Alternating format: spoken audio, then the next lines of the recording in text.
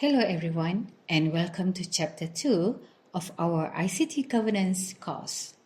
Today, we are going to talk about implementing ICT governance, a topic that is extremely important for businesses, governments, and organizations that rely on technology.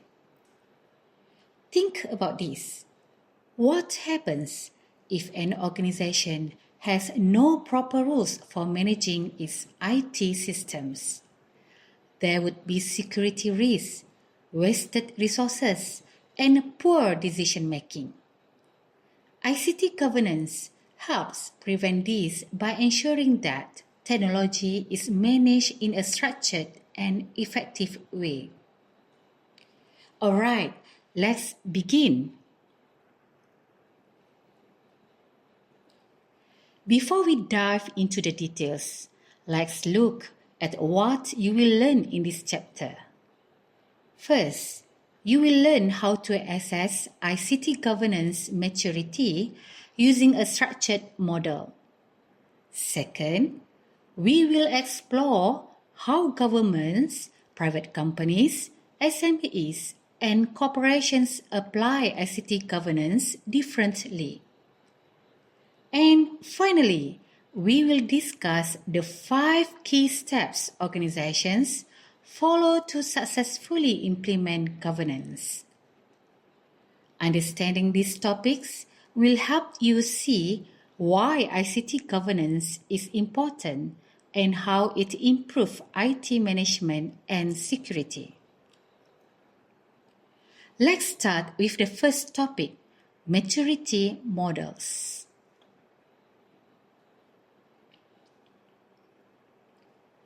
To improve something, we first need to measure it.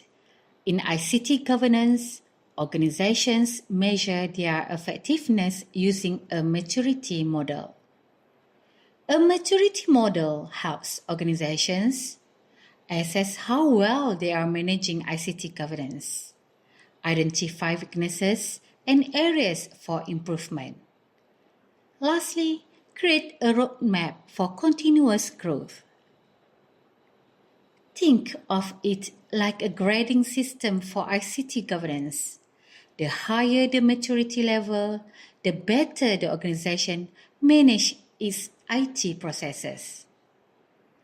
Now, let's look at one of the most popular maturity models, which is the capability maturity model.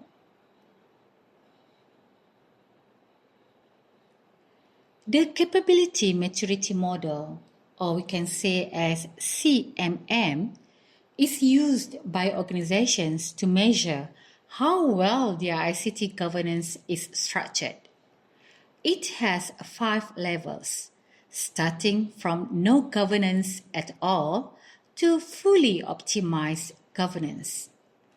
Level 1, Initial. There are no official ICT governance policies. Decisions are made reactively and IT risks are high. Level 2, Repeatable. Some policies exist, but they are not applied consistently. Employees follow their own ways of working. Level 3, Defined.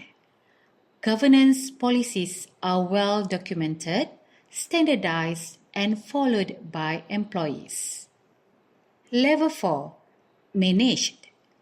Performance is measured, risks are managed, and governance aligns with business goals. Lastly, Level 5, Optimized.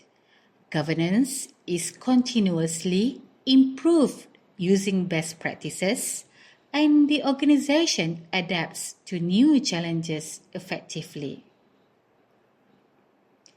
Most organizations aim to reach at least Level 4 or Level 5, where governance is strong and IT decisions support business success.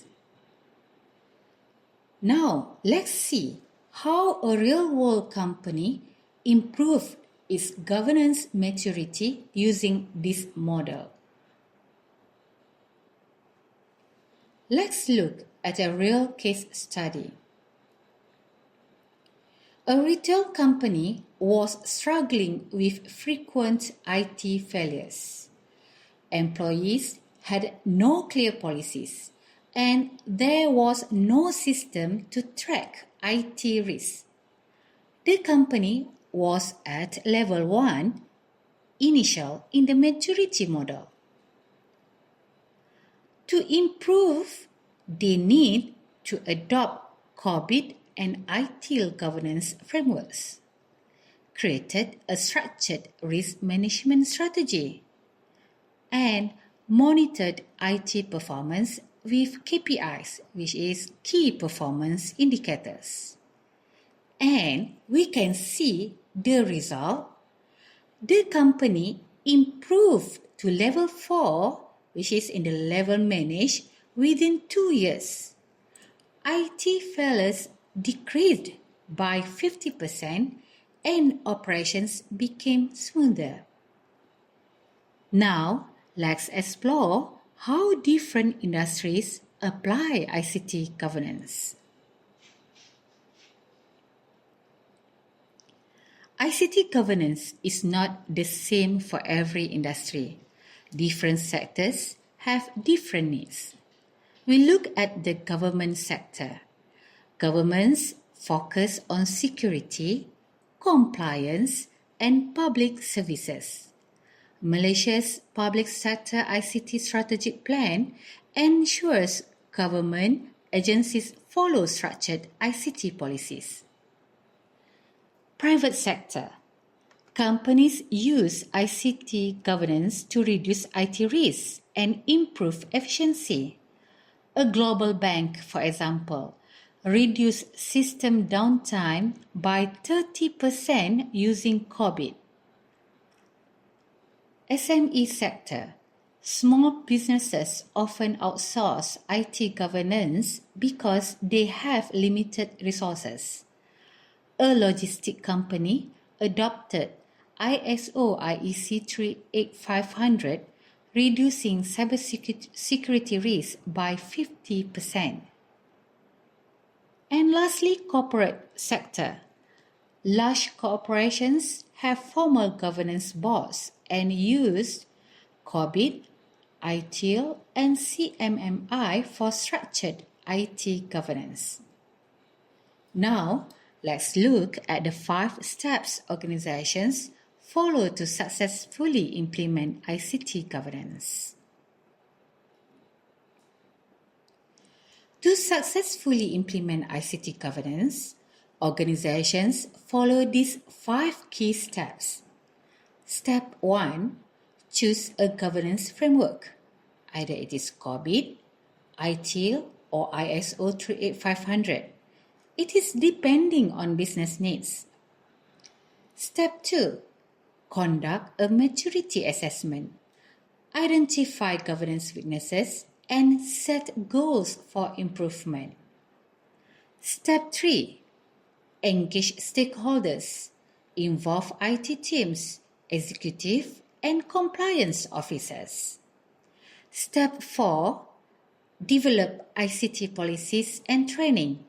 Set clear rules for cybersecurity, risk management, and decision making. Lastly, step number 5. Monitor and audit governance. We need to track performance using KPIs and conduct regular ICT audits. Let's see how these steps help a healthcare organization improve its ICT governance.